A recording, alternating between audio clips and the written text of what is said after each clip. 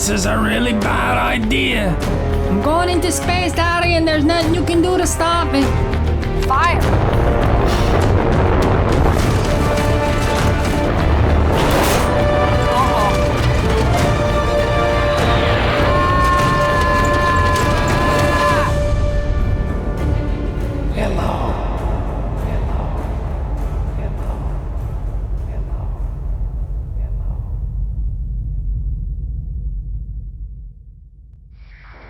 Hello to all you crafters out there in the Craftiverse.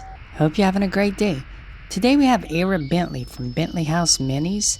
I discovered her channel in the last few months when I wanted to start building a diorama, and her teaching methods and overall artistry, not to mention her just determination to do these huge projects, was very inspiring to me.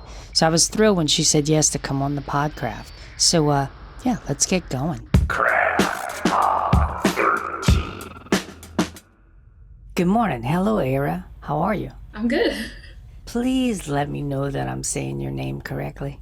Yes, it's Era. It's kind of like Ava, which is the more common name, but with an R. It's cool. I've never heard it before. It's a great name. Thank you. So you are like a master at building dollhouses. I think they're dollhouses, right? Are they dioramas or dollhouses? I'm trying to settle a bet here. Okay. I think I know who the bet is with. Yes. So I do work on dollhouses, but I also make what I call room boxes, which some people also refer to as dioramas. So the difference would be a dollhouse looks like a complete house, whereas a room box would be something taken from a house. So it would be like a section of a house, and you don't always have to finish the outside of it. So I think dollhouse is used whenever you put dolls into something. So I think it kind of depends on whether there are what you would refer to as dolls. I don't know. Gotcha. I'm so happy with your answer because I'm pretty sure that I have won my bet. So good. Coming from an expert, we'll see if this material goes anywhere with this guy that I have this bet with.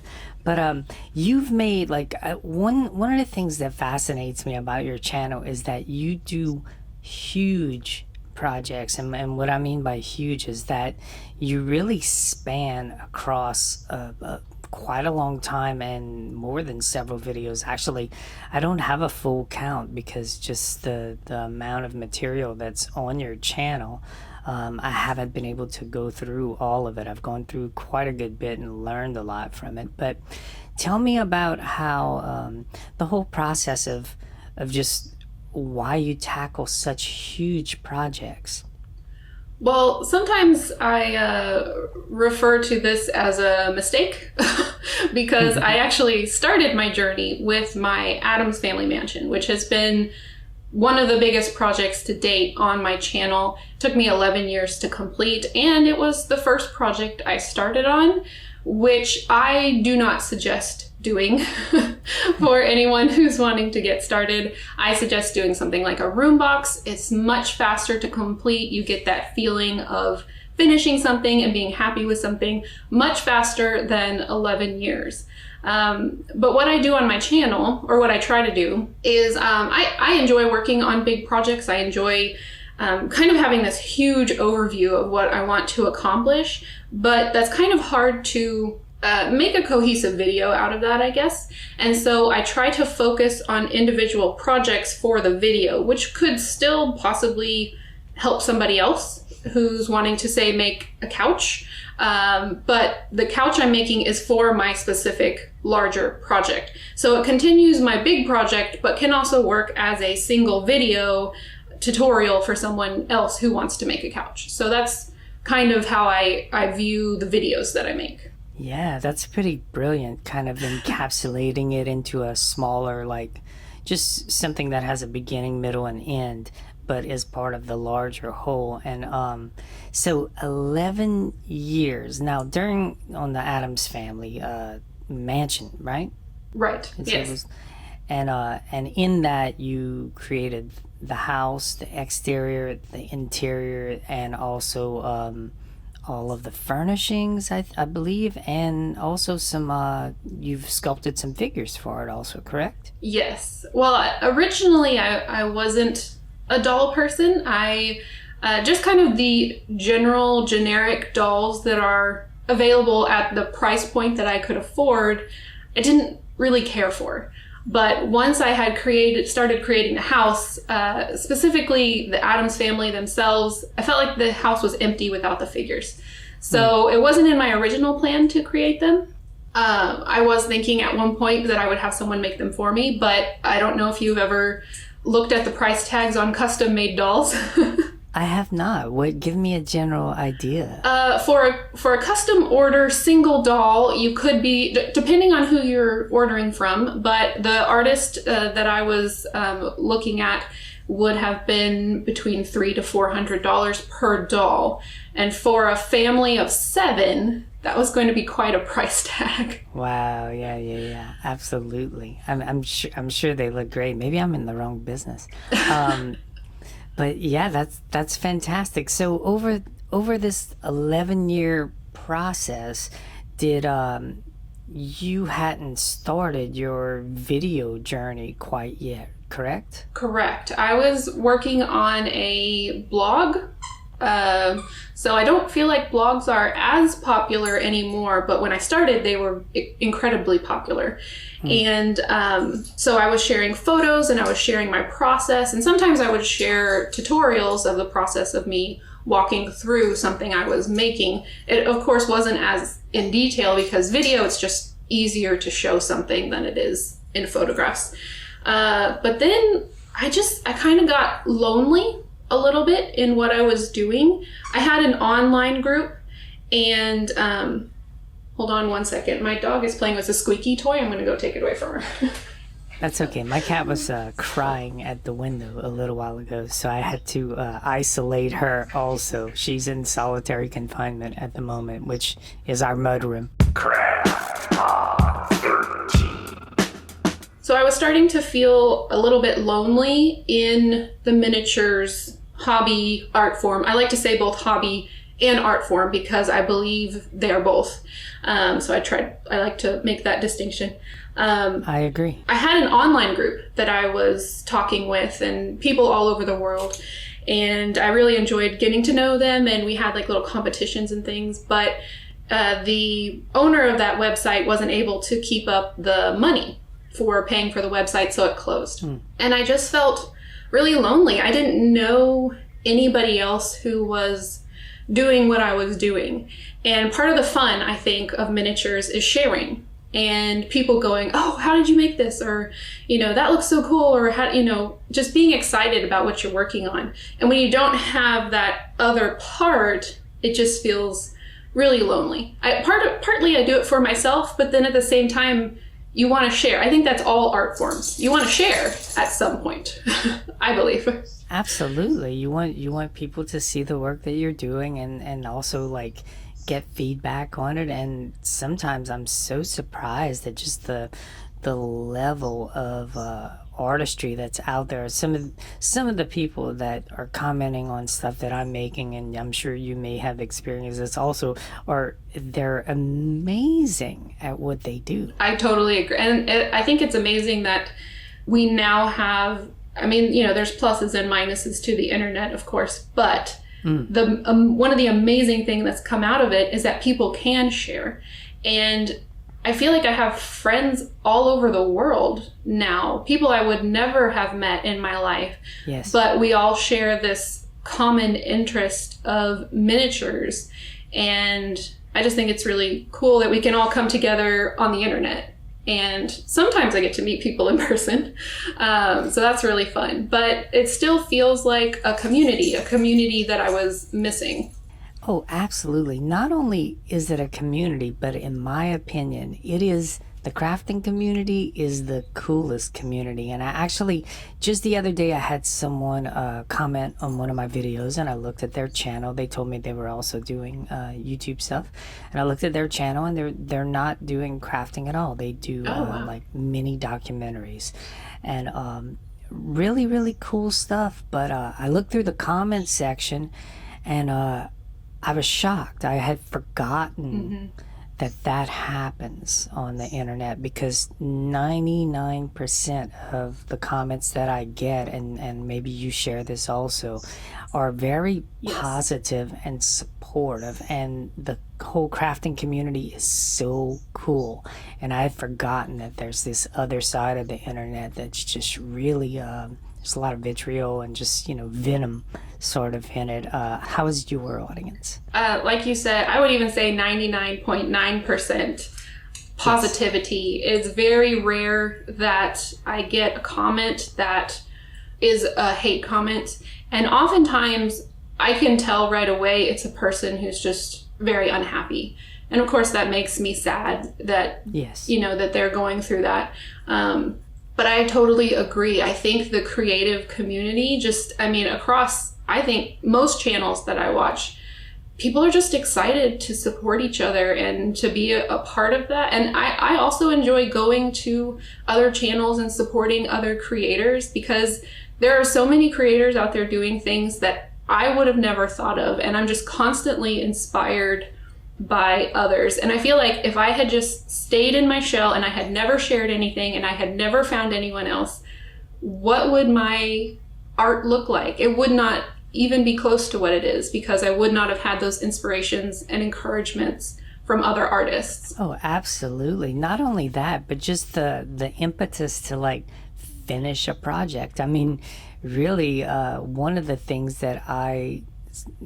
reasons I started doing it was for sort of a self-help mode, helping myself out and just giving myself something to focus on. I had always crafted, but never with the intensity and intention that having to do a video really puts on you. I mean, you're locked into I need to finish this. So it's really impressive to me that you started this, back to the Addams Family mansion, that you started this really massive project. In 11 years, I haven't even heard of anyone doing a project for that long. So it's wild. But well, I will say there was a lot of life that happened during that 11 years. So there was a lot of time it was not being touched, but yeah.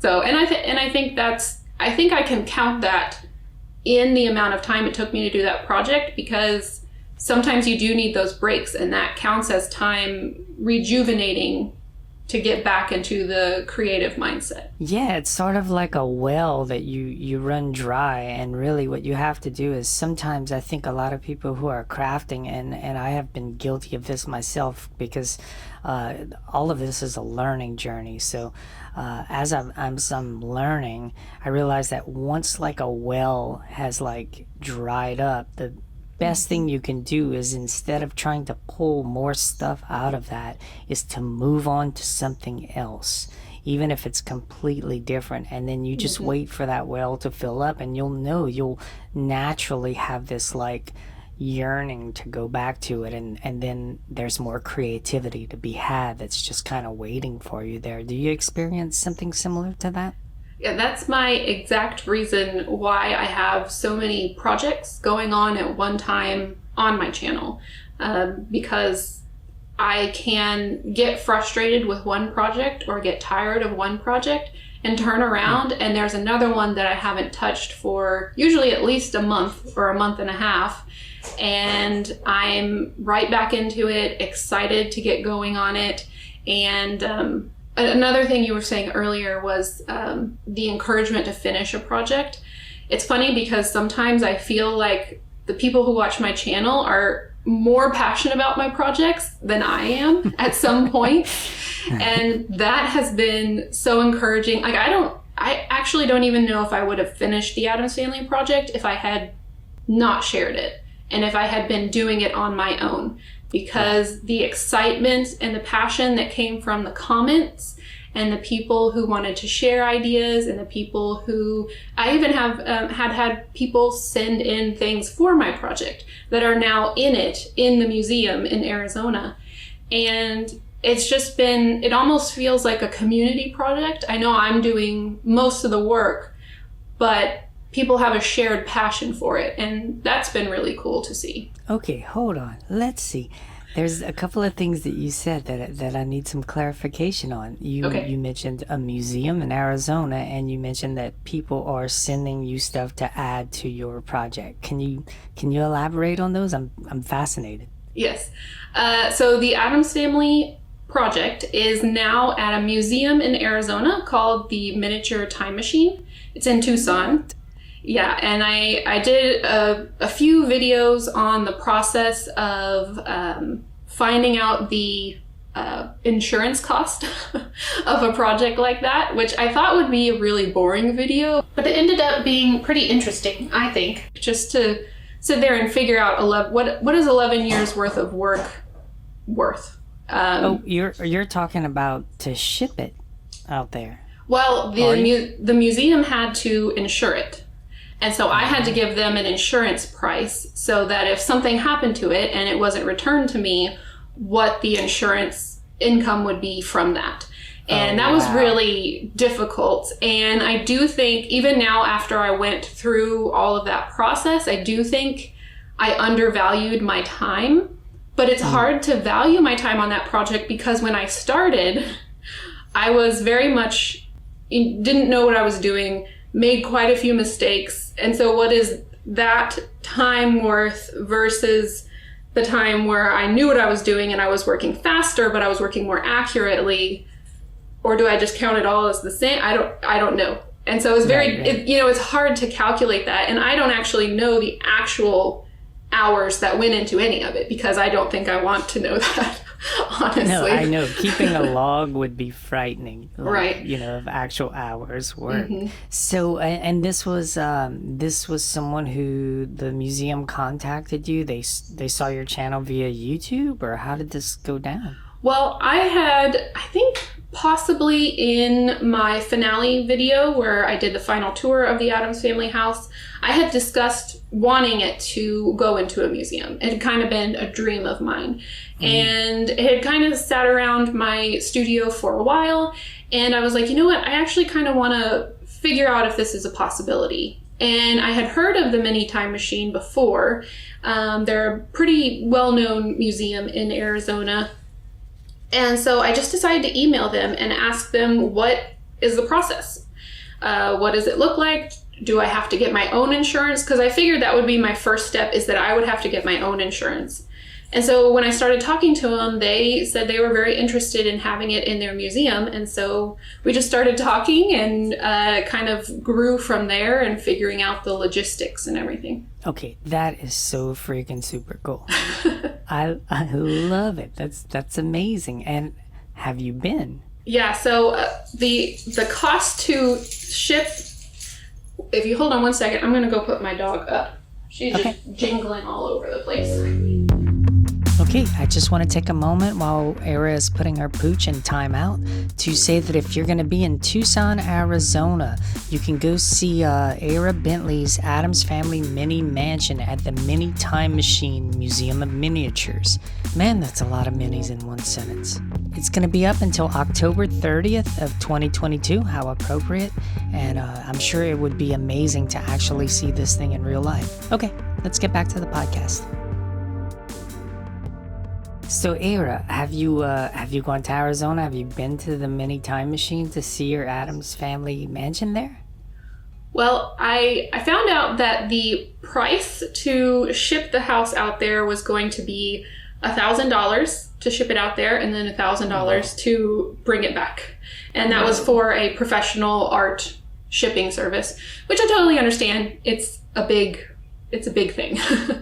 So I decided to drive it out there myself, because then I could set it up and I could also see it in the museum, which, is a pretty big moment, I think, for any artist to see their work shown.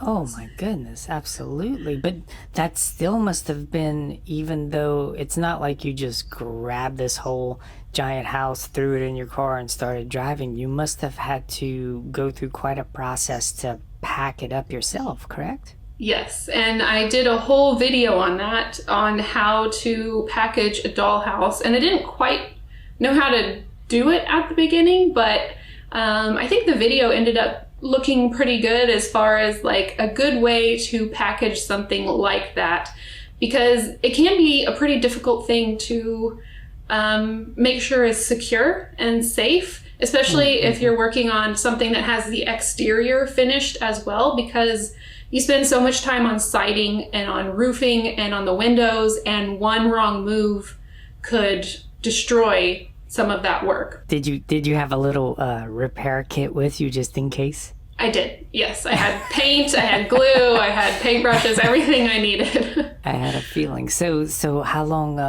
you're in Texas, how long did it take you to get out there? It took us, it's a 14-hour drive out there. Whoa. And we had to make the drive all in one because I did not want to park at a hotel and leave the house in the car in the parking lot and risk it disappearing. I'm like, it would be the time where they would steal my car and it would go missing, and I would be like, take the car, just leave the house, leave the miniatures, I don't care about the car.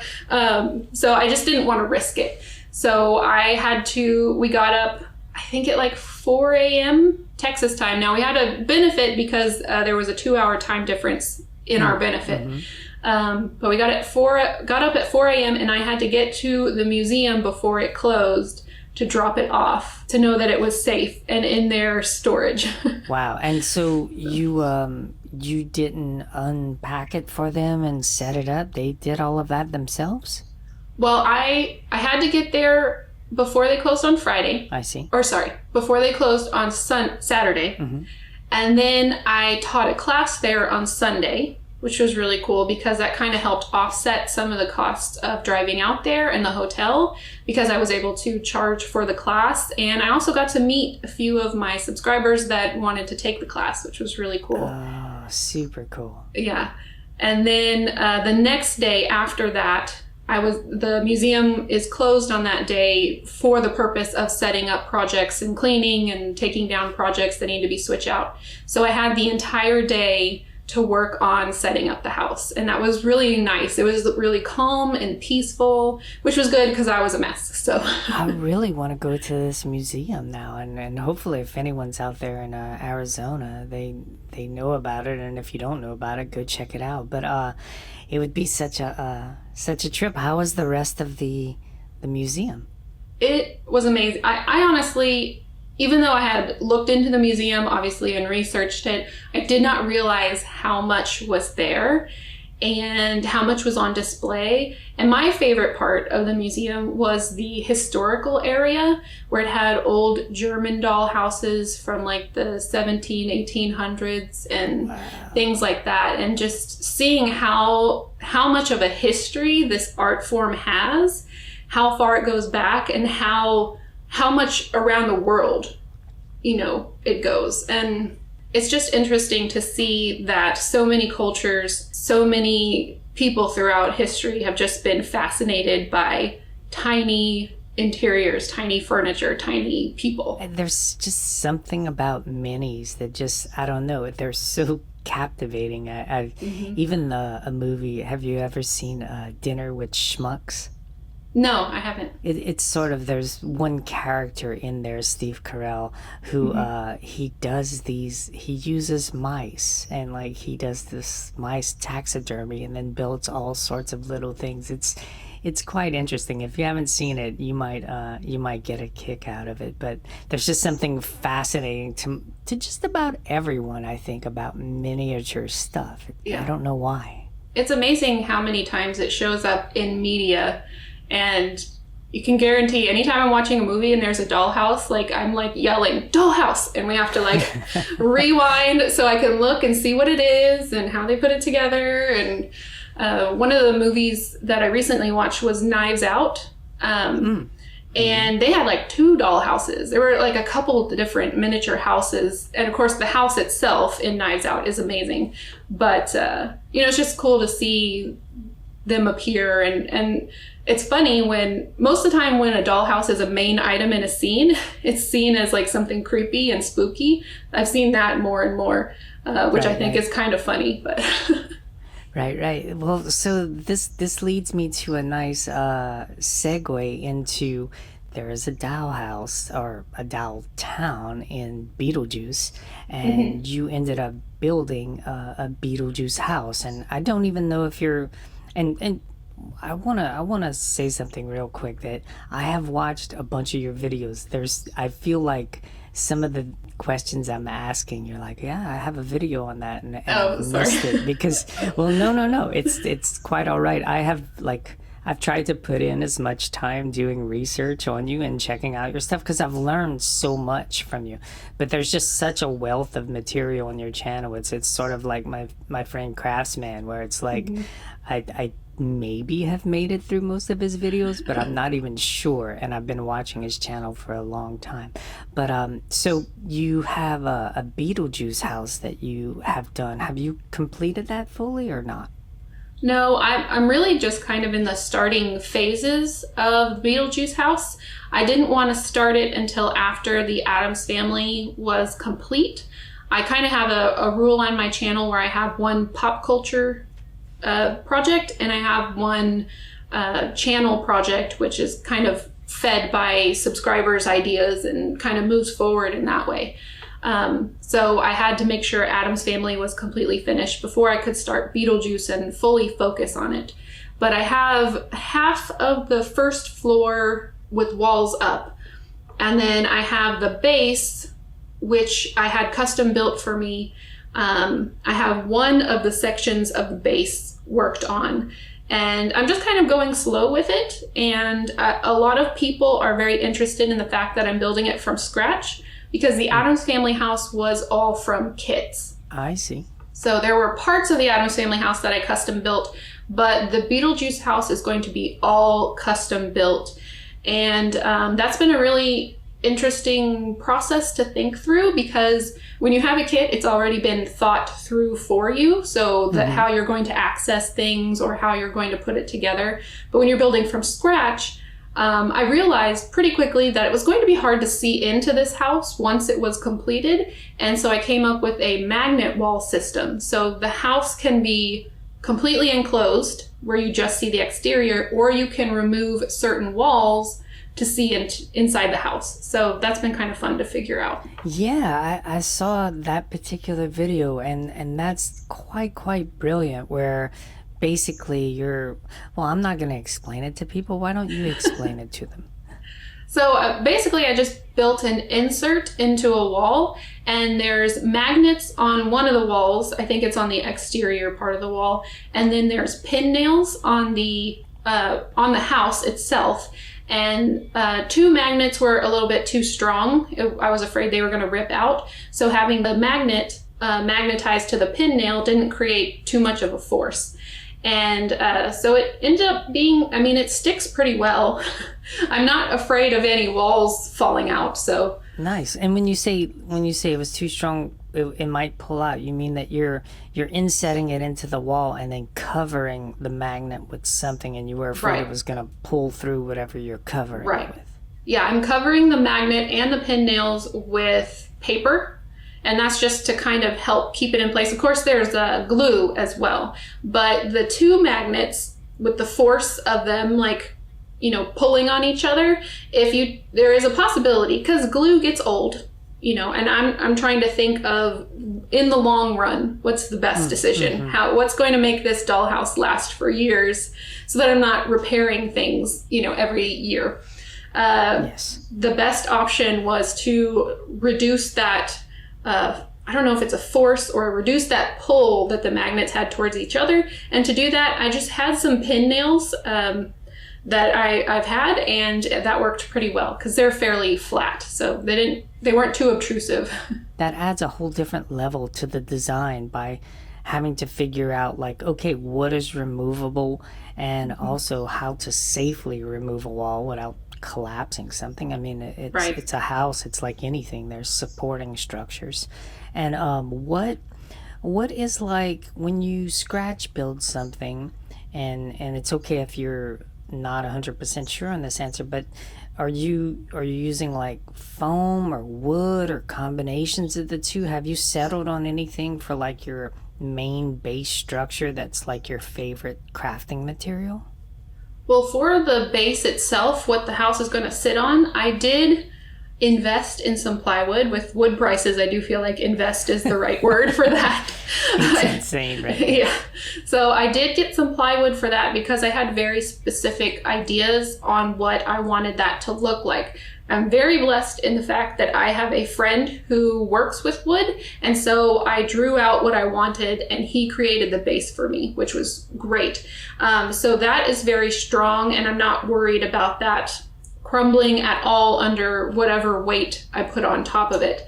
But the house structure is made of foam board, and I'm very specifically using foam board from the craft store as opposed to foam board from the dollar store.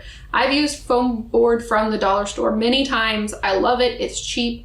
However, the foam board from the craft store is more structurally strong. And that is what's going to help my walls stay up and also combat some of the warping that can happen with foam board. That's probably been one of my biggest things I've had to fight is warping. Yes. But then I also have wood dowels that are on each corner of the foam board walls. And kind of the purpose behind that is, have you ever seen how they build like a multi-tiered cake, where they put the dowels in the cake to help the next level up have a little bit more support? So it's a little bit along that idea, that as it goes up, it will have these wood supports so that I don't have so much weight on the individual pieces of foam board. Even though the foam board is strong, I wanted to, I call myself an over gluer. I'm also an over supporter, I guess, because I want to make sure that once I get to the attic floor, I'm not seeing all the work underneath being crunched or destroyed that I've worked hard on. I certainly don't think that's overdoing it at all. I think that's just, thinking things through and being, committed to not having a huge disaster. If you're going to put that much time into something, yes, you don't want to 3 months down the line just have the whole thing fall apart. That does not bode well for a channel. By the way, congratulations on 100,000 subscribers. That's pretty amazing. You just crossed this recently, right? Yes, and that was honestly my ultimate goal for like my entire lifetime. And the fact that we hit it I have it written down somewhere that says like ultimate goal 100K. And the fact that we hit it so quickly is, it makes me a little bit emotional, but it's just kind of mind-boggling just to have that support and to have so many people want to watch me building what I feel like, 11 years ago, nobody cared about. Right. It's just such a change and a transition. No, it's absolutely amazing, and it's staggering. Like, a lot of times my wife will tell me, like, I'll as we go through, sometimes, when you're creating stuff for YouTube, it's easy to get fixated on numbers at times, and what someone will deem a low number is actually not. And she always tells me to, like, if I say whatever, let's just make it easy and say 1,000 people, well, that's nothing, 1,000 subscribers to some. But she's always like, well, visualize 1,000 people who are watching your stuff, and it changes your perspective. So even if you have 250 subscribers or 150 subscribers, which I had for the longest time, even imagining 150 people who are watching your content really changes things, at least in my mind. So for you, hitting that beautiful goal of like 100,000 people saw your stuff and said like, oh, I want to see more of what Era is doing. I mean, that's just phenomenal.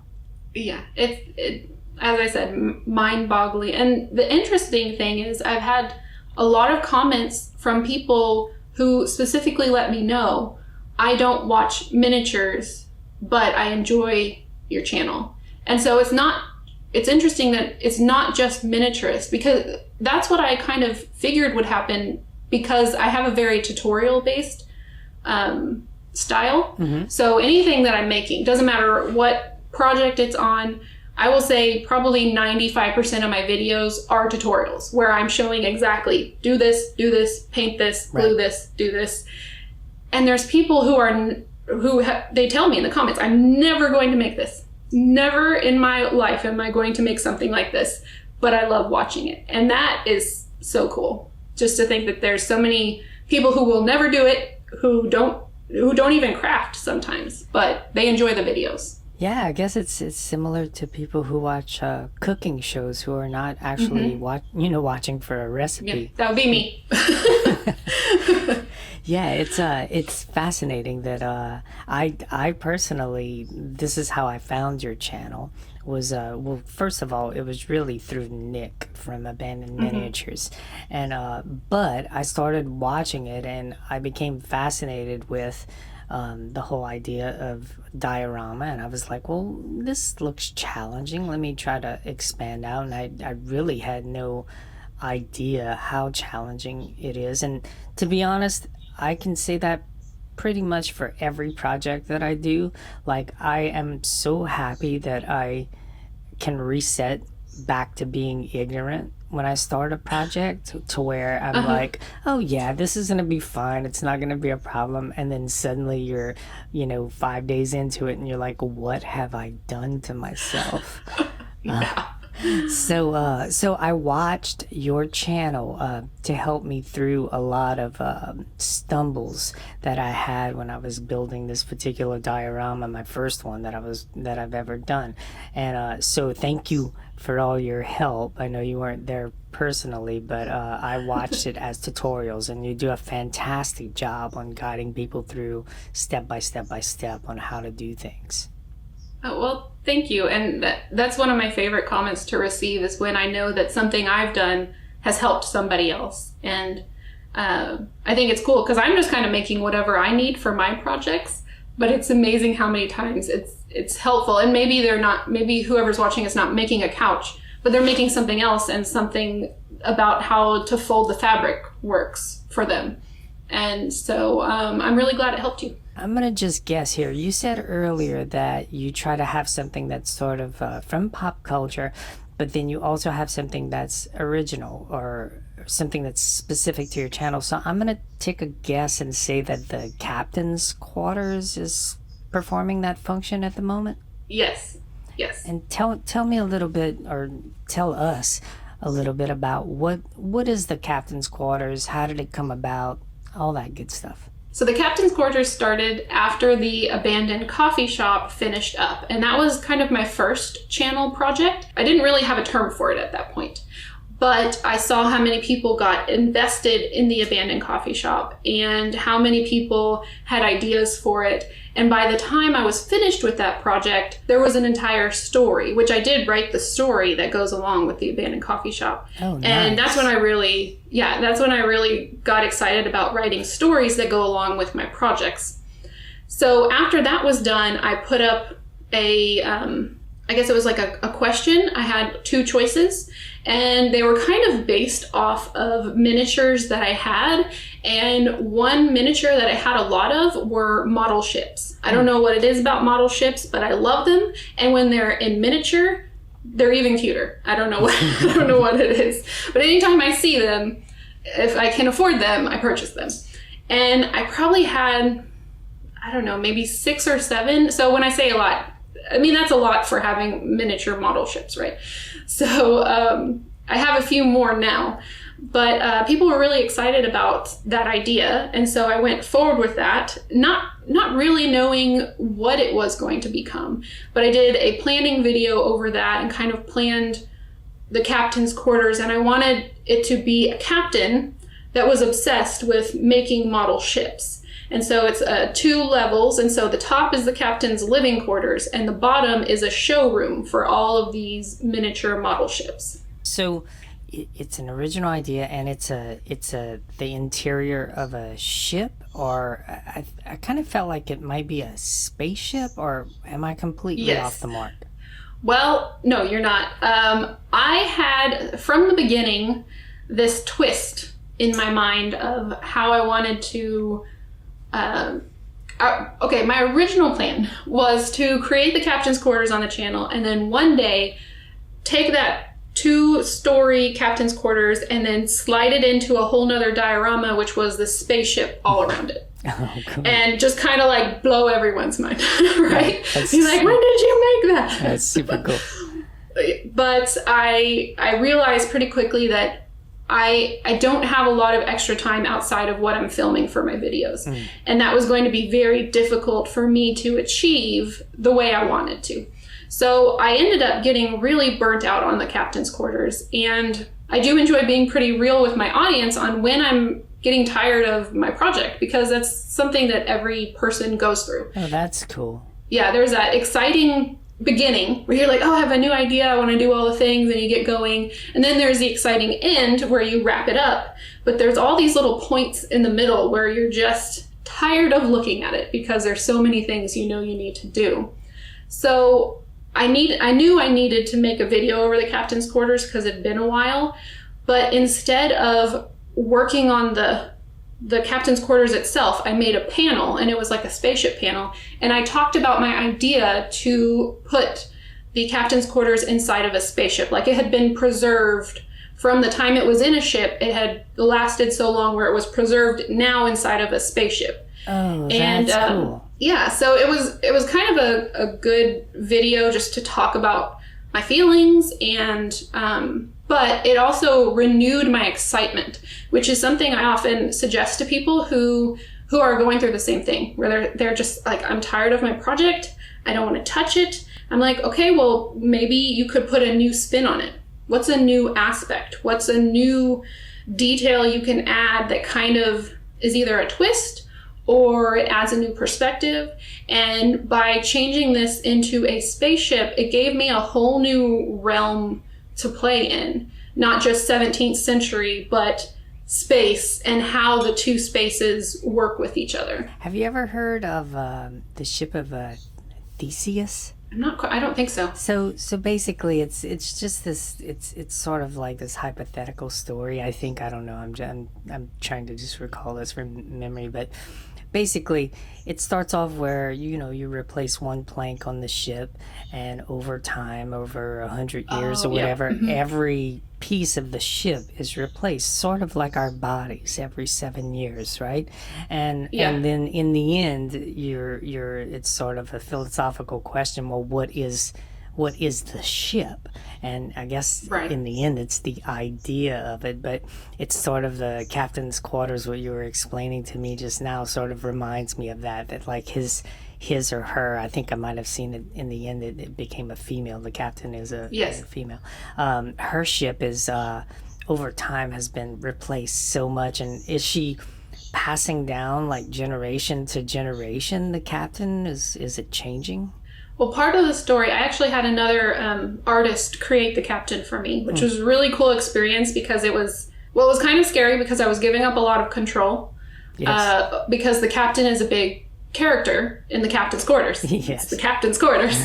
But I had a hard time figuring out who the captain was. And so I put this entire project into somebody else's hands, which I didn't even know who the captain was going to be, even while the captain was being created. And to the point to where I opened the box in front of the camera and saw the captain for the first time. And you had no idea that it was going to be a woman? No. Wow. I at one point we had joked about it could have even been like a Cyclops, because we're talking about space, right? Sure. Space exploration. I love Cyclops. And so you look at Star Trek and Star Wars and all the creatures and characters that come from those. I really just gave her all out control, which the captain is actually not human. She looks human, but she is not. She's 200 and something years old. And if you shine a UV light on her, she has different colors on her skin because she's in the process of changing forms into the seer. So, and this was all created, this story was all created by the artist and her, I don't know if you want to add this in, but her Facebook page is Cornucopia of Madness, and her daughters, they all came up with the story together, which I think is so cool that it was a family project for them. Love it. So all of that's coming together to start to create the story of the captain's quarters, which I do need to write. And I enjoy that part, kind of coming up with stories, because that's really what miniatures are. You're telling a story, which is really a lot of what art is telling a story, whatever art form you choose. Absolutely. Yeah. So having a written story to go with it is kind of something that's become a little bit expected, I guess, of my channel projects, my original projects. Because like Beetlejuice already has a story, right? Yes. The Addams Family, they already have a story. Mm-hmm.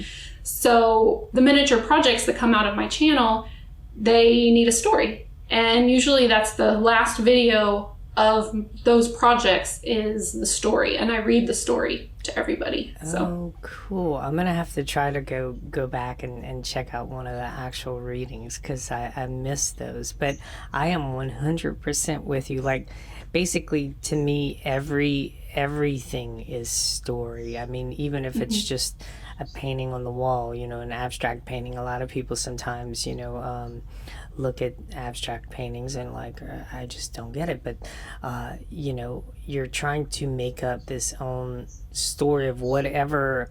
There's no correct or incorrect way to look at it. And that's what I love about certain open-ended pieces of artwork. It's where it's each person's interpretation of it is what specifically matters. And I have been sort of playing with this idea, which I did with my diorama, which is I am purposefully leaking a few things in there, but kind of leaving other things open-ended where whoever's seeing it can kind of fill in the story however they think it's ending. So, so that's fascinating to me. I love the fact that you're fascinated with stories and are a writer. That's sort of close to my heart. Well, I think that ends up being why I create more creepy, I guess. I love creepy. I would say, yeah. I think that's why I end up creating more creepy projects, or projects that are a little bit more dilapidated. Because if you think about it, and you're driving down a road and you come across all these brand new homes, and they're all cookie cutter and they're all perfect and they all have flowers in the front yard. Mm-hmm. You typically don't have any thoughts about them. You just drive by. Mm-hmm. But then you drive down a road that has a house where the siding's falling off and the windows are broken, and you know there's something growing in the front yard that you can't even recognize, and you sit there and you think, what is the story? Yeah. What happened here? What happened at this place?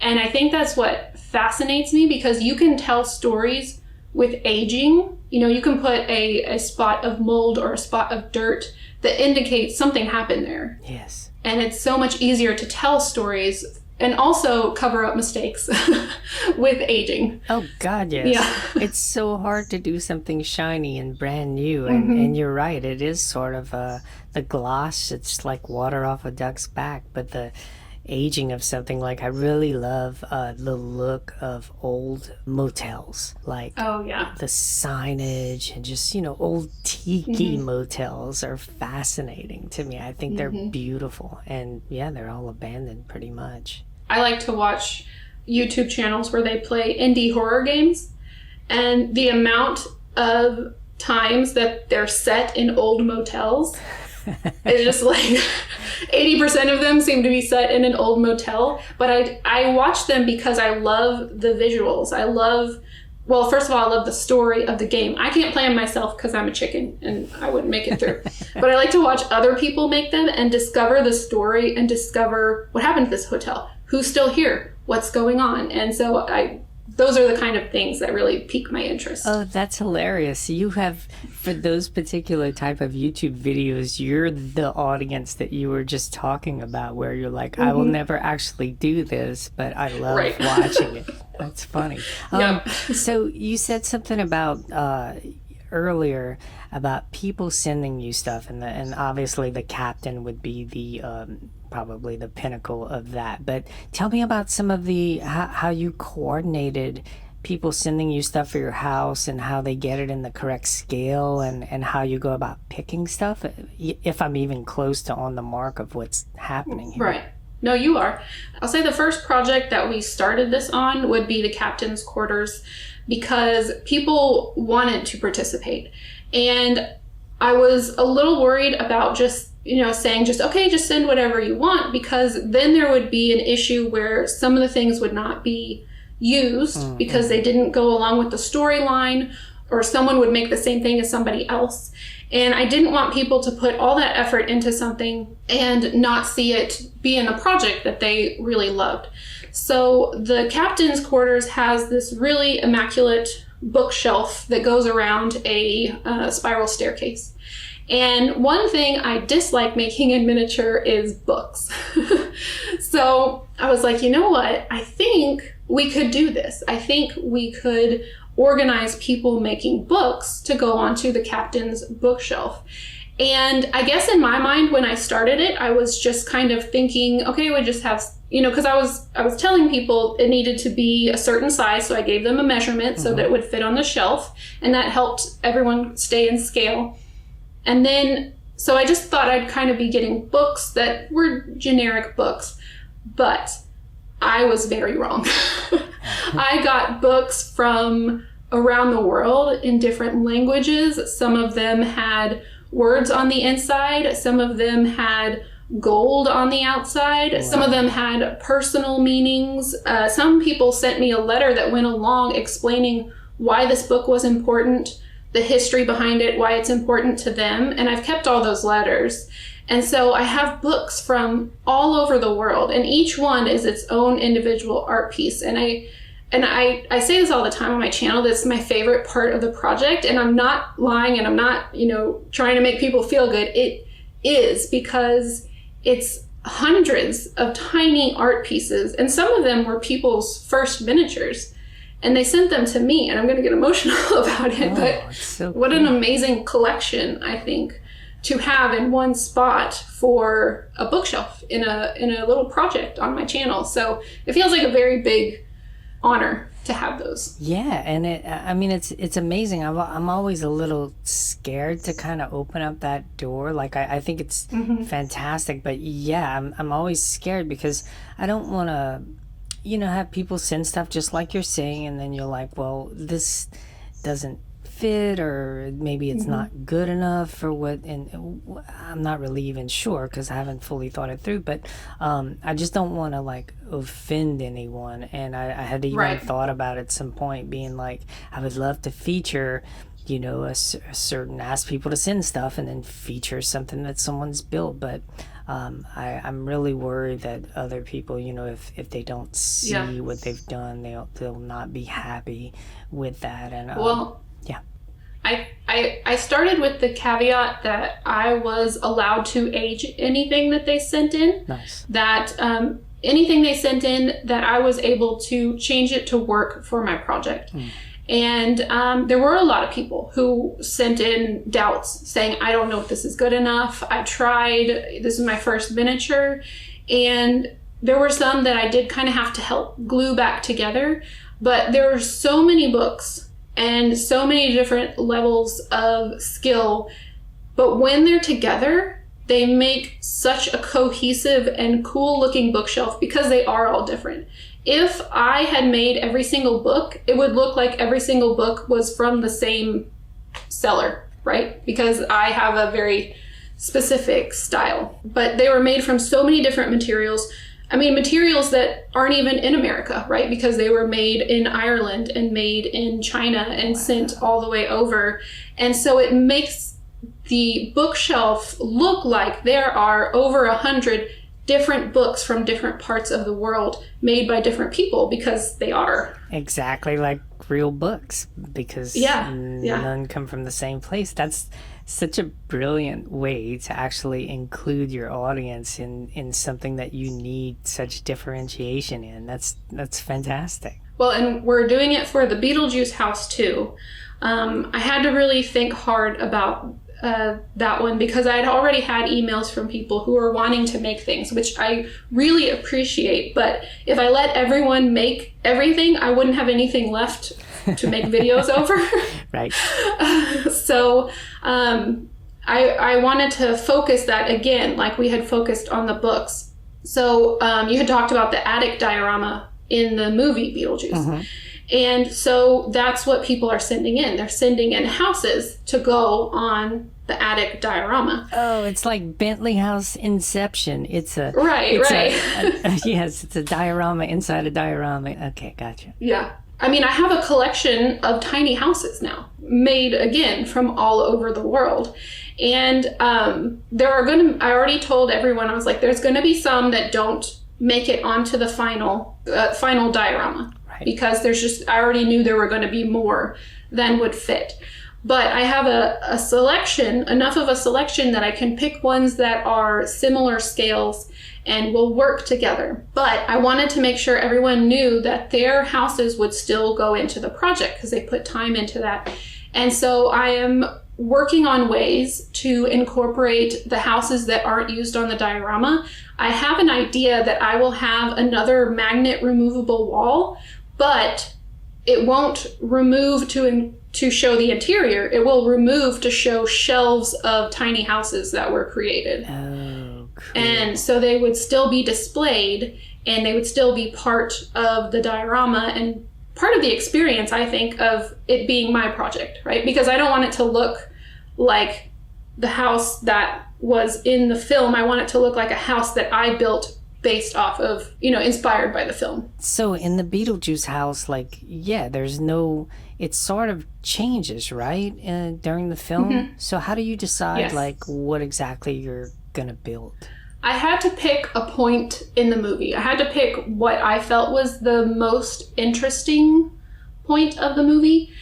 And part of the reason that I'm doing Beetlejuice is because it's so different from the Addams Family. Addams Family house was very earth tones and a lot of spider webs and cobwebs, a lot of brown, which is my favorite color, but I wanted to push myself. So in the beginning of the movie, it's a farmhouse, which would probably be a little bit more like the Addams Family house, not as dark and not as many cobwebs and spider webs. But I felt like doing the Beetlejuice house towards the end of the movie where things had been changed, like the fireplace had transformed and Delia had just sunk her claws into every single wall, would be such an explosion of color and weird shapes that I've never created before, weird textures. Like just figuring out the textures has been a whole new thing in itself. That seemed so much more interesting and so much more different from my last pop culture project that's where I wanted to set the time frame. Nice. Yeah, I love Delia. Catherine O'Hara, which I recently found out she also is the voice of Sally in The Nightmare Before Christmas, which I didn't know. Oh. I knew she was one of the kids in there, but I didn't know she was also Sally. Yeah, she's one of is it Lock, Stock, and Barrel, I believe? Yeah, she's one of them. I believe Pee Wee Herman, Paul Rubens is another one, and Danny Elfman actually is the third kid. I don't know which one. Yeah. But yeah, that's fascinating about like how you chose to pick certain things on the house. So let me ask you this question. I know that you don't like making books, but what is sort of your favorite part of crafting? I started out crafting and creating furniture. I have a love of furniture in my real life. I just love unique pieces.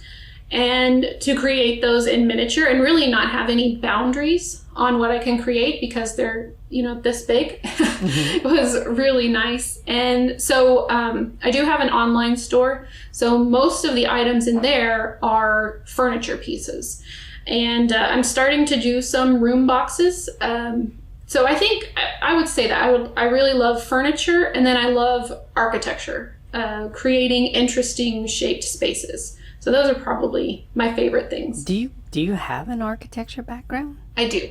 I went to I went to architecture school, but I worked in the architecture field for 4 years, but I quickly learned that I did not want to be an architect.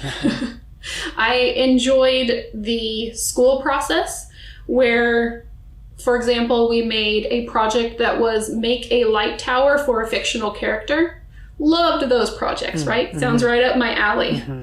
But then I got working in the real world, and it was like, okay, you need to draw 10 doors on this hallway, and then you need to make a door schedule.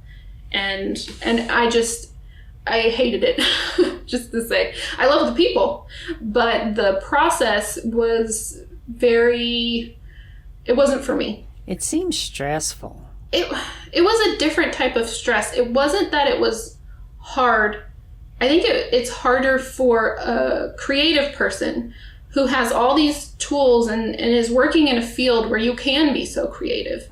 But when it comes to architecture, you start out as an architectural intern, which means you draw what everyone else tells you to draw. Depending on what firm you go with, when you become an architect, depending on how much they can pay for insurance, you may still be doing the same thing, but your title is architect. You may not be doing any of the designing.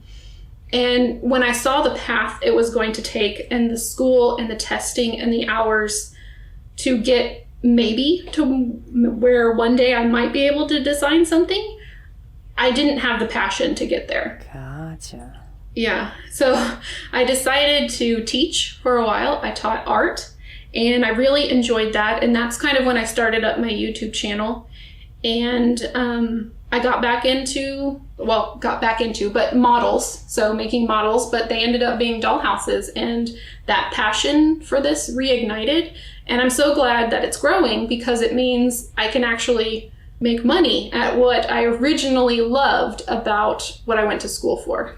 Yeah, that's fantastic. On the last podcraft that I was doing, I was talking to Nordmakes, and we talked a little bit about architectural stuff.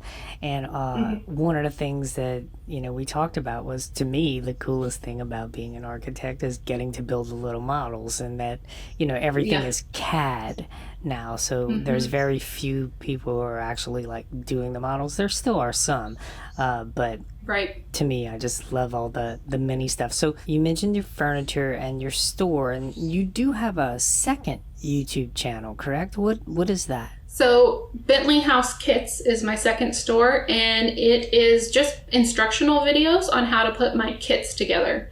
And so while my YouTube channel is going and growing, I wanted to also start some kind of miniature business, because, as much as we love YouTube, it's not a promise, right? So any day YouTube could decide they don't like me, they don't want to push my videos out, and my channel could be gone. Right. YouTube could close down, and that's gone. So I wanted to do something that I had control over, and that I love, and I do love creating kits. And it's almost kind of like my own version of merch. It's not t-shirts or hats or anything, but there's several times where I make something on my channel, and you can find that in my store. So if you don't want to cut it and figure out all the math to, figure out how to fit it together, you can buy the kit, and you can build what I'm building on my store. Because I've laser cut it. That is super creative. I mean, and my God, where do you find the time? I don't do the dishes. I don't do the laundry. Okay, a good partner. I see. Okay. Right. Yes. Gotcha. Yes. Yes, I do have a wonderful husband who supports me and has always been supportive of everything I've wanted to do. It makes all the difference in the world. Without my wife supporting me, literally and figuratively, I wouldn't be able to do what I'm doing at the moment. So yeah, that's a wonderful thing. Let me ask you this: are there other things with the dwindling amount of time and minutes that you have left in your day? Is there other things that you're interested in? Well, I do love to paint.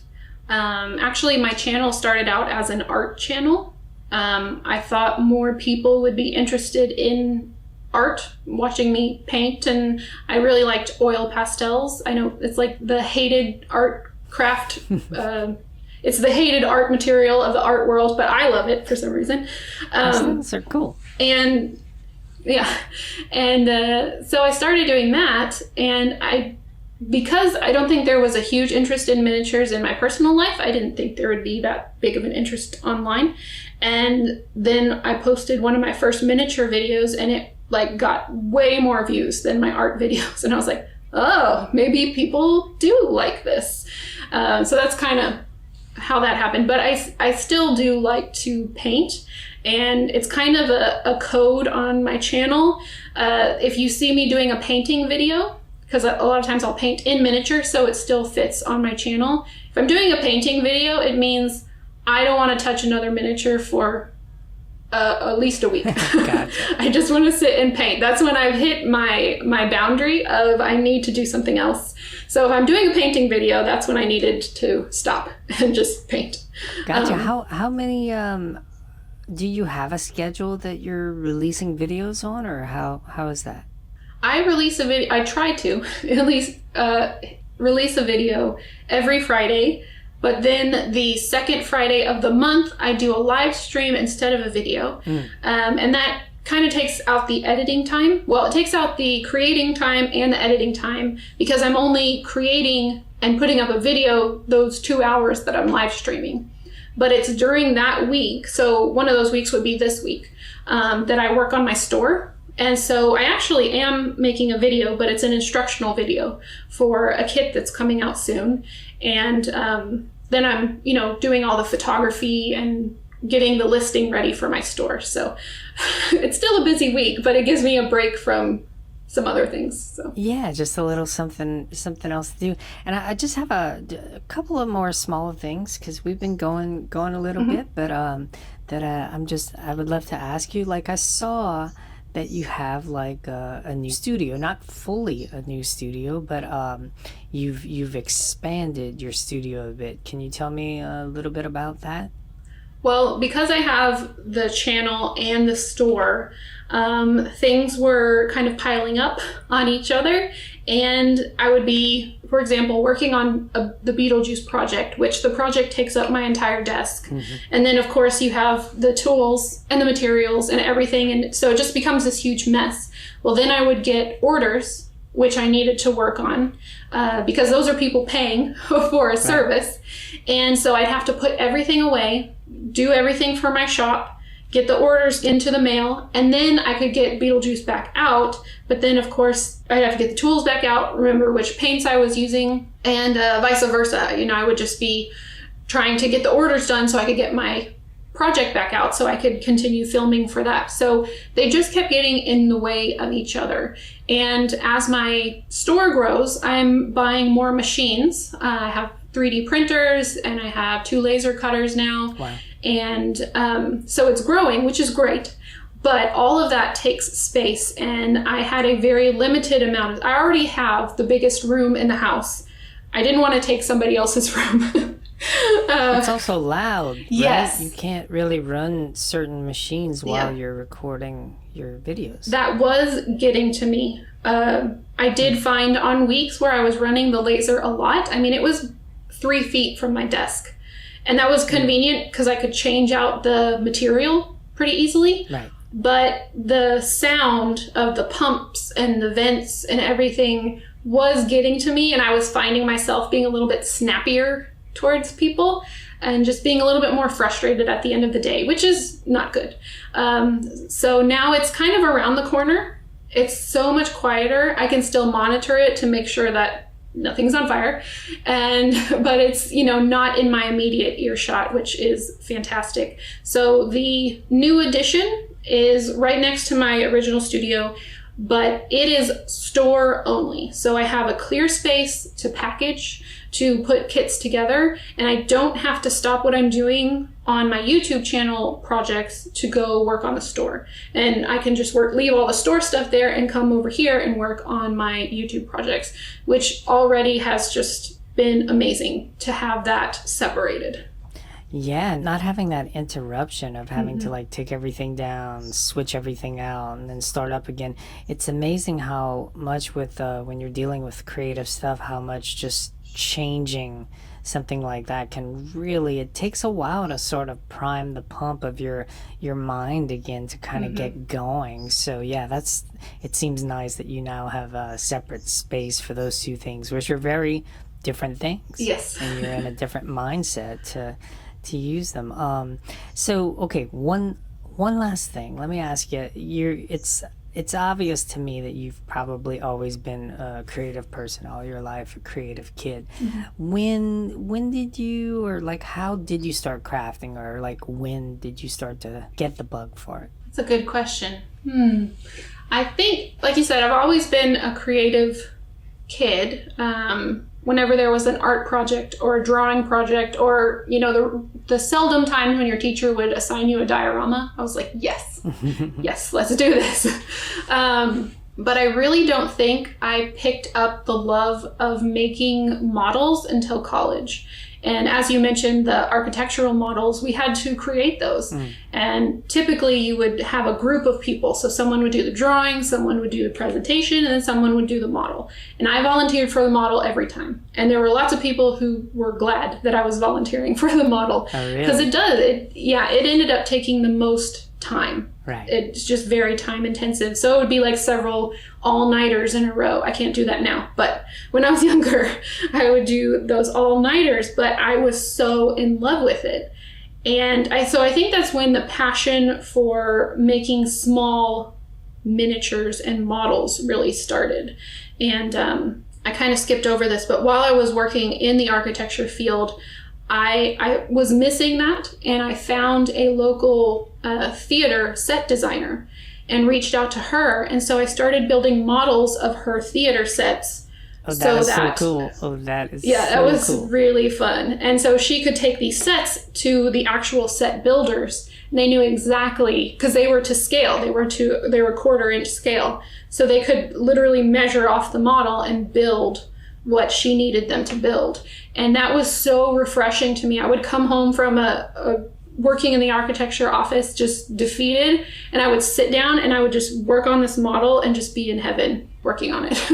I have a question for you about scale, because man, I am like terrible with math, and I mean, what would be a good place for me to learn more about that? Do you have like, I don't know, I'm not even sure how to phrase the question. That's how lost I am. I do have a video over scale, and I go through the major dollhouse scales, although there are train scales, model trains, and then there's fashion doll scale, which is typically larger than dollhouse scale. So I go over the major dollhouse scales. I have a chart that you can print out, and because I know I have lots of friends and subscribers that aren't that big into measuring, I also provide a way for you to use scale without having to measure everything, which involves your really complicated and intense brain, which can compare human forms to objects and know whether they are right or not. Oh, I love this. This is exactly what I need. That's perfect. That's perfect. The diorama that I built,